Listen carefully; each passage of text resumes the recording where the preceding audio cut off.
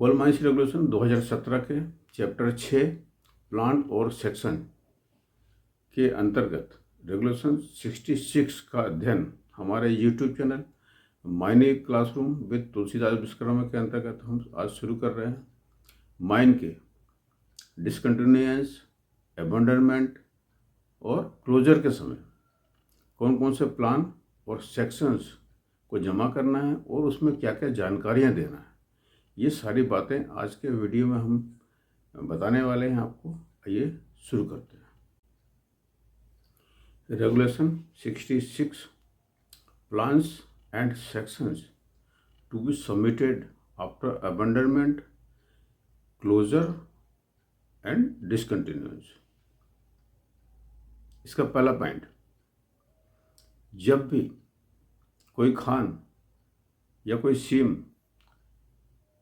को हम लोग त्याग करते हैं, अबंडन करते हैं, बंद करते हैं, क्लोज करते हैं या काम को रोकते हैं, डिसकंटिन्यू करते हैं, उसकी अवधि अगर 60 दिन से अधिक होने पर उस समय के जिस समय माइन या सीम को अबंडन, क्लोजर या डिसकंटिन्यूएंस होने के समय उस माइन का ओनर 30 दिन के भीतर प्लांट्स एंड सेक्शंस को जमा करेगा।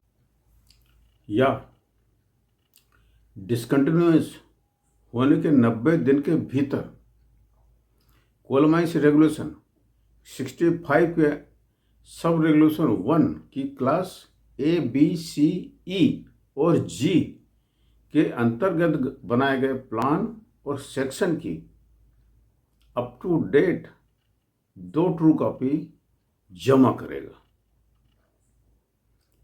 ऐसी कॉपी जिसमें माइन के प्रोमिनेंट परमानेंट सरफेस फीचर या कोई रेवेन्यू पिलर ट्राई जंक्शन से उसकी दूरी, डिस्टेंस और बियरिंग किसी भी माइन के शाफ्ट या ओपनिंग के साथ उसका रिलेशन दिखाया गया हो, तथा अंडरग्राउंड माइन के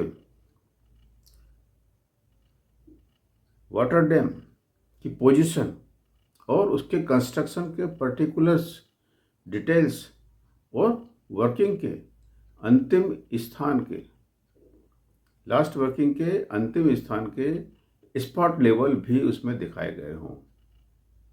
परंतु प्रोवाइडेड दैट अगर अबंडनमेंट या क्लोजर होने के 30 दिन के भीतर या डिसकंटिन्यूएंस होने के 90 दिन के भीतर माइन की ओनरशिप अगर चेंज हो जाती है या मालिक बदल जाता है, तो ऐसी कंडीशन में, ऐसी स्थिति में प्लान्स और सेक्शन तुरंत जमा किए जाएंगे। दूसरा पॉइंट, सब रेगुलेशन 1 के अंतर्गत जमा किए गए प्लान और सेक्शन की ओरिजिनल कॉपी या उसकी ट्रू कॉपी माइन के ऑफिस में रखी जाएगी।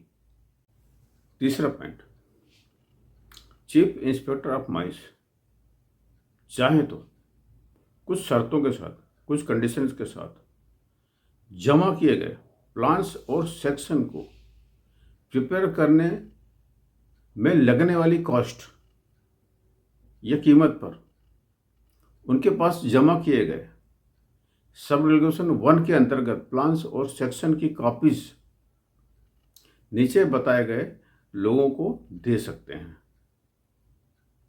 पहला ऐसा व्यक्ति